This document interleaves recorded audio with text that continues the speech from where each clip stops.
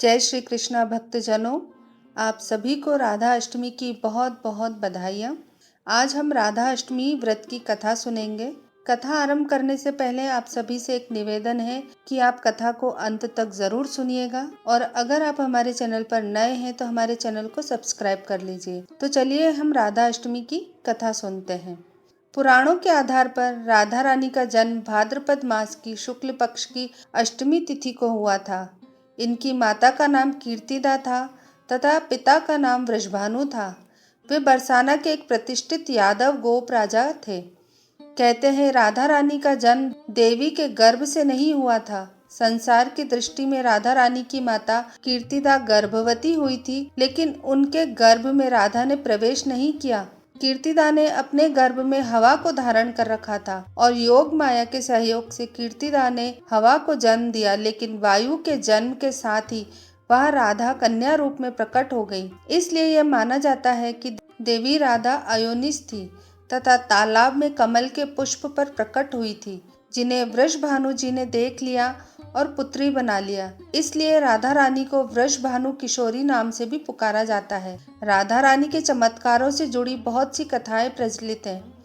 राधा रानी ने अपने उस प्रत्येक भक्त को उसकी भक्ति के लिए सदैव दर्शन दिए हैं और आशीर्वाद भी प्रदान किया है, जो उनकी निस्वार्थ भावना और सच्चे मन से भक्ति करते हैं। राधा रानी के ऐसे ही एक भक्त बैकुंठ दास की कथा बहुत ही प्रचलित है, जिन्हें स्वयं राधा रानी ने दर्शन दिए थे। बरसाने में बैकुंठ दास नाम के एक ब्राह्मण किशोरी जी का बहुत भजन करते थे। वे रोज राधा रानी के मंदिर में दर्शन करने जाते और घंटों तक भजन कीर्तन करते। बड़ी निष्ठा, बड़ी श्रद्धा से किशोरी जी के चरणों में बैठे रहते। एक बार बैकुंठ दास जी मंदिर में भजन कर रहे थे। उन्होंने देखा कि भक्त राधा रानी को बरसाना मंदिर में पोशाक अर्पित कर रहे थे, तो उनके मन में भाव आया कि वह भी खुद से बातें करने लगे। मैंने आज तक किशोरी जी को कुछ भी नहीं चढ़ाया। भक्त रोजाना मंदिर में कुछ न कुछ भेंट लाते रहते हैं, खाली हाथ तो कोई भी नहीं आता। कोई फूल चढ़ाता है, कोई भोग लगाता है, कोई सुंदर सुंदर पोशाक पहनाता है, और मैं तो सदैव खाली हाथ ही मंदिर में आ जाता हूँ। मैं भी कैसा भक्त हूँ जो राधा रानी के लिए एक भेंट तक नहीं ला सकता। अब तो मैं उनके लिए एक भेंट अवश्य लाऊंगा। हाँ, मैं राधा रानी के लिए सुंदर सी पोशाक लाऊंगा, वह भी अपने हाथों से सिल कर तैयार करके। बैकुंठ दास अभी मन ही मन सोच रहे थे, तभी एक पुजारी बाबा उनके पास आए। बैकुंठ दास जी, अगले महीने राधा अष्टमी है, आप समय पर मंदिर आ जाना। मंदिर में खूब भजन कीर्तन होंगे। आप तो वैसे भी राधा रानी के बहुत सुंदर भजन गाते हो, तो आपका यहाँ होना अनिवार्य है। अच्छा, चलता हूँ। राधे राधे। पुरोहित जी की बातें सुनकर बैकुंठ दास जी के चेहरे पर मीठी सी मुस्कान आ गई। अगले महीने राधा अष्टमी आ रही है। राधा रानी के जन्मदिन पर मैं उन्हें सुंदर सी पोशाक भेंट करूंगा। बस अब मैं तैयारी शुरू कर देता हूँ। बैकुंठ दास जी ने उसी दिन निश्चय कर लिया कि वो अपने हाथों से बनी एक सुंदर पोशाक राधा रानी को भेंट करेंगे। यह सोचकर उसी दिन से बैकुंठ दास जी तैयारी में लग गए। अरे, यह पोशाक तो आप बहुत सुंदर बना रहे हो। इस कार्य में तो आपने मेरी सहायता भी नहीं ली, आपने तो खुद ही इतनी सुंदर पोशाक बना ली। सुमित्रा, मैंने यह पोशाक पता नहीं कैसे बना ली। मैंने तो इससे पहले कभी सिलाई कढ़ाई की ही नहीं। यह बात तो तुम भी जानती हो। मुझे लगता है मेरे हाथों से इस पोशाक को तैयार करने में स्वयं राधा रानी ने ही मदद की है। और देखो, कल राधा अष्टमी है और आज राधा रानी की सुंदर पोशाक तैयार हो गई। यह सब राधा रानी का ही आशीर्वाद है। कल मैं भी आपके साथ राधा रानी के मंदिर में चलूंगी। हाँ हाँ, हम जरूर दोनों साथ मिलकर उनके दर्शन करेंगे। कल बहुत पावन दिन है, राधा रानी का जन्मदिन है। कल राधा अष्टमी है। बैकुंठ दास बहुत खुश थे। वे सुबह होने की प्रतीक्षा कर रहे थे। अगले दिन वे प्रातः जल्दी उठ गए और तैयार होकर अपनी पत्नी के साथ राधा रानी के मंदिर में पहुंचे। बैकुंठ दास जी के हाथ में राधा रानी की पोशाक थी। वह राधा रानी के मंदिर की सीढ़ियां भी चढ़ने ही लगे थे कि तभी एक छोटी सी बालिका उनके पास आई और अपनी भोली सी मुस्कान के साथ बोली, बाबा, यह पोशाक कहाँ ले जा रहे हो? यह किसके लिए है? तब बैकुंठ दास जी बोले, लाली, यह मैं किशोरी जी के लिए पोशाक बनाकर उनको पहनाने ले जा रहा हूँ। आज किशोरी जी का जन्मदिन है ना, आज राधा अष्टमी है। आज के दिन उनका जन्म हुआ था। बाबा, आज तो मेरा भी जन्मदिन है, आप मुझे यह पोशाक दे दो ना, यह बहुत सुंदर है। अब क्या करें, यह बच्ची तो हमसे यह पोशाक मांग रही है। कितनी प्यारी बच्ची है। अब कैसे मना करेंगे? आज तो इस बच्ची का भी जन्मदिन है। एक काम करते हैं, हम यह पोशाक मंदिर में दे रहे हैं। लाली, हम तुझे दूसरी बाजार से दिलवा देंगे, तब तो ठीक रहेगा ना? मुझे तो आज अपने जन्मदिन पर आपके हाथों की बनी हुई पोशाक ही पहननी है। उस बालिका ने बैकुंठ दास जी के दुपट्टे को पकड़ लिया और जिद करने लगी। वह बच्ची इतनी तेज थी कि बैकुंठ दास जी के हाथ से पोशाक छुड़ाकर तेजी से भाग गई और उनकी आंखों से ओझल हो गई। बैकुंठ दास जी बहुत दुखी हो गए। अब वह उसे कहाँ ढूंढते? कोई बात नहीं, बच्चे भी तो भगवान का ही रूप होते हैं। आज उस बच्ची का जन्मदिन था। आप यह सोचना कि आपने यह पोशाक उस बच्ची के लिए बनाई थी।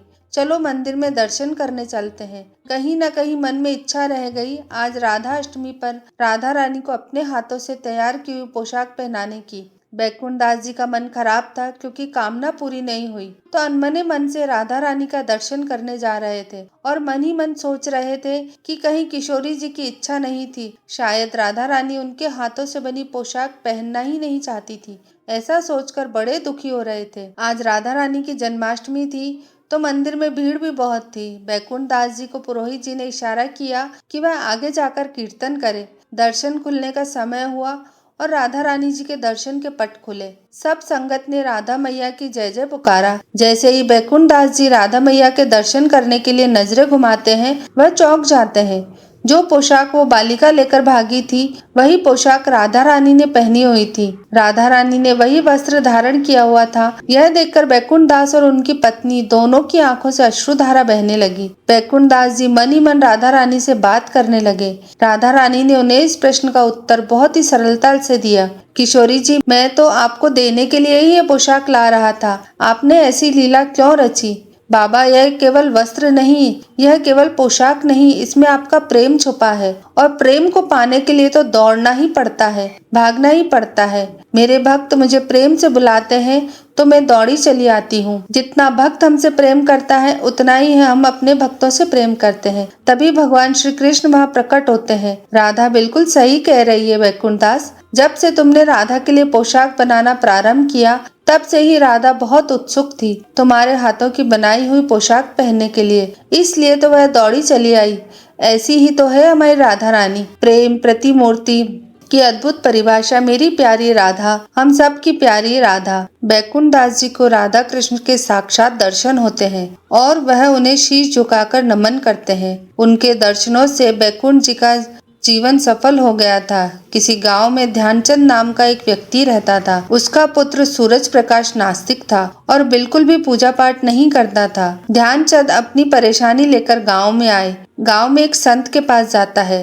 प्रणाम महाराज, सदा सुखी रहो। वह महाराज, मेरा पुत्र सूरज प्रकाश न तो पूजा पाठ करता है और न ही भगवान का नाम लेता है। आप कुछ ऐसा कीजिए कि उसका मन भगवान में लग जाए। ठीक है बेटा, कल तू अपने बेटे को मेरे पास लेकर आ और चिंता ना कर, सब ठीक हो जाएगा।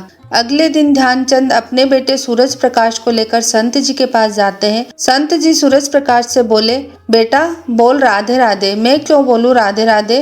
बोल बेटा राधे राधे। मैं क्यों बोलूं राधे राधे? संत जी बार बार यही दोहराते रहे, बेटा बोल राधे राधे, और वह इसी तरह से मना करता रहा और अंत तक उसने यही कहा कि मैं क्यों कहूँ राधे राधे। बेटा, जिस दिन तुम मर जाओगे और यमराज के पास जाओगे, तब यमराज तुमसे पूछेंगे कि कभी भगवान का नाम लिया था, कोई अच्छा काम किया था, तब तुम कह देना कि मैंने जीवन में एक बार श्री राधा रानी के नाम को बोला था। यह कहकर संत जी वहाँ से प्रस्थान कर गए। सूरज प्रकाश अपने पिता के साथ घर वापस आ गया। कई वर्ष बीत गए। सूरज प्रकाश बूढ़ा होकर मरने के पश्चात यमराज के सामने उपस्थित हुआ। बताओ सूरज प्रकाश, तुमने जीवन में कभी भगवान का नाम लिया है, कोई अच्छा काम किया है? हाँ महाराज, मैंने जीवन में एक बार श्री राधा रानी के नाम को बोला है। आप उसकी महिमा बताइए। एक बार राधा नाम की महिमा क्या होगी? इसका तो मुझे भी नहीं पता है। शायद इस प्रश्न का उत्तर देवराज इंद्र बता सके। तुम मेरे साथ देवराज इंद्र के पास चलो, वही बताएंगे राधा नाम की महिमा। महाराज, मैं ऐसे नहीं जाऊंगा। पहले आप मेरे लिए पालकी की व्यवस्था कीजिए, उसके पश्चात मैं जाऊंगा। यह बड़ी मुसीबत है। अब पहले इसके लिए पालकी मंगवाई जाए।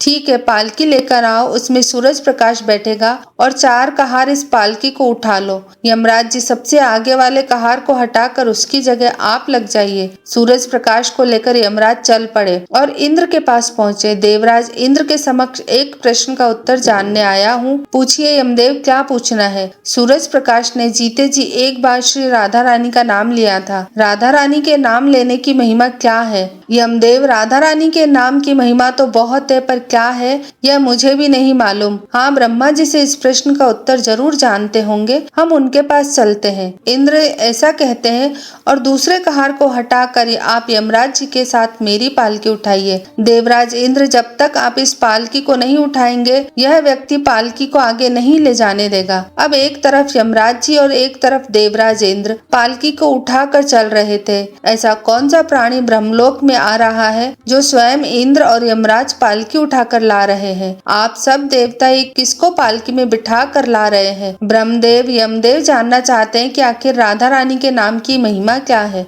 मेरे पास इसका उत्तर नहीं है। राधा नाम की महिमा तो बहुत सुनी है, पर वास्तव में इस महिमा का क्या महत्व है यह मैं भी बताने में असमर्थ हूँ। लेकिन हाँ, भगवान शिव इस बारे में जरूर जानते होंगे। चलिए सब उन्हीं के पास चलते हैं। अब तीसरे कहार को हटाकर उसकी जगह ब्रह्मा जी आप लग जाइए। ब्रह्मा जी भी पालकी उठाने लगे। महिमा को जाननी थी। अब पालकी के एक और यमराज, दूसरी तरफ इंद्र और पीछे ब्रह्मा जी थे। सब मिलकर भगवान शिव जी के पास गए। अरे यमदेव, इंद्रदेव, ब्रह्मदेव, यह किसे पालकी पर उठाकर लाए हैं। शिव शंकर, हम आपके समक्ष एक उलझन भरा प्रश्न लेकर आए हैं। श्री राधा रानी के नाम की महिमा क्या है। केवल एक बार नाम लेने की महिमा आप कृपा करके बताइए। ब्रह्मदेव, सिर्फ एक बार राधा नाम लेने का महत्व तो मुझे भी नहीं पता। हाँ, भगवान विष्णु जी को जरूर पता होगा। चलिए उन्हीं से पूछते हैं। मैं भी आपके साथ भगवान विष्णु के पास चलता हूँ। शिव जी, आप भी मेरी पालकी उठाने में लग जाइए। अच्छा ठीक है, बस चलो।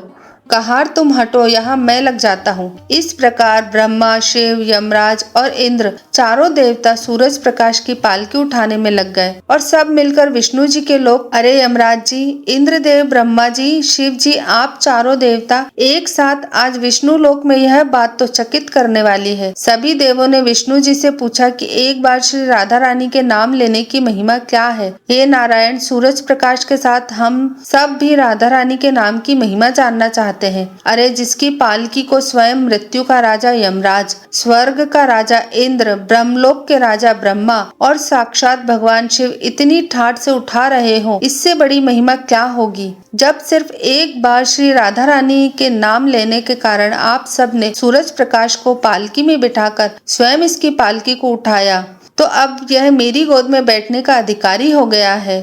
श्री हरि, आपको मेरा शत शत प्रणाम। आज मरने के उपरांत मुझे यह ठाठ मिला, वो भी मेरे उस वक्त के सिर्फ एक बार राधा नाम का उच्चारण करने से, जब मैं राधा नाम लेना नहीं चाहता था। धन्य है राधा रानी, जिनका प्रेम और भक्ति अपने भक्तों के लिए उदार है। राधा रानी, आपको मेरा नमस्कार है। सभी देवता गण भी श्री राधा रानी नाम की महिमा को जान चुके थे। वह सब श्री विष्णु जी को प्रणाम करते हैं और तत्पश्चात वहाँ फूलों की वर्षा होने लगती है और सही में राधा नाम की कृपा जिस पर हो जाए, उस भक्त के सारे दुख दूर हो जाते हैं और वह मोक्ष को प्राप्त होता है। भगवान श्री कृष्ण ने स्वयं कहा है कि जो केवल राधा रा बोलते हैं तो मैं सब काम छोड़कर खड़ा हो जाता हूँ और जैसे ही कोई धा शब्द का उच्चारण करता है तो मैं उसकी ओर दौड़ चला जाता हूँ और अपनी गोद में भर लेता हूँ। तो भक्तजनों, ये थी राधा अष्टमी की 2 अद्भुत कथाएं। आपको ये कथाएं कैसी लगी हमें नीचे कमेंट्स करके जरूर बताइएगा। इस वीडियो को अपने परिवार और मित्रों के साथ भी शेयर करिएगा। वीडियो अच्छा लगे तो लाइक करिएगा और हमारे चैनल को सब्सक्राइब जरूर करिएगा। धन्यवाद।